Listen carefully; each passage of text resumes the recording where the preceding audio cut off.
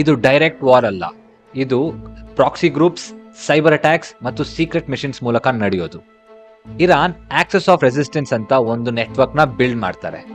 ಇದರಲ್ಲಿ groups like ಹೆಜಾಬುಲ್ಲಾ, Hamas, Islamic ಜಿಹಾದ್, ಹೂತೀಸ್ ಅನ್ನೋ ಗ್ರೂಪ್ಗೆ support ಮಾಡ್ತಾರೆ. ಜೊತೆಗೆ ವೆಪನ್ಸ್, ಟ್ರೈನಿಂಗ್ಸ್ ಹಾಗೆ ಮನಿ ಕೂಡ ಸಪ್ಲೈ ಮಾಡ್ತಾರೆ. ಅವರ ಫುಲ್ ಇಂಟೆನ್ಷನ್ ಬಂದು ಇಸ್ರೇಲ್ನ ವೀಕ್ ಮಾಡಬೇಕು ಅಂತ. ಇಸ್ರೇಲ್ಗೆ ಇರಾನ್ನ ಇನ್ಫ್ಲೂಯೆನ್ಸ್ ತುಂಬಾ ಡೇಂಜರಸ್ ಅನ್ಸಿತ್ತು.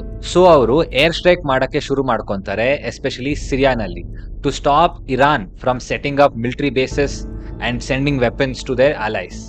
ಈ ವಾರ್ ಡಿಜಿಟಲ್ ಸ್ಪೇಸ್ ಕೂಡ ಶಿಫ್ಟ್ ಆಯಿತು.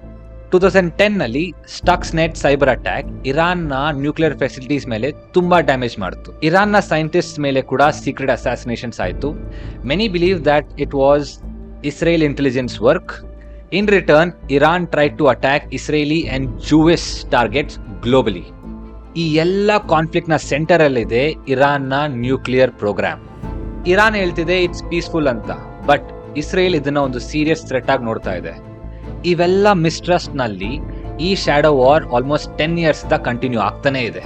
ಸೊ ಇಷ್ಟೆಲ್ಲ ಡಿಸ್ಕಸ್ ಮಾಡಿದ್ಮೇಲೆ ಬನ್ನಿ ಇವತ್ತಿನ ರಿಯಾಲಿಟಿಗೆ ಹೋಗೋಣ. From shadow fire.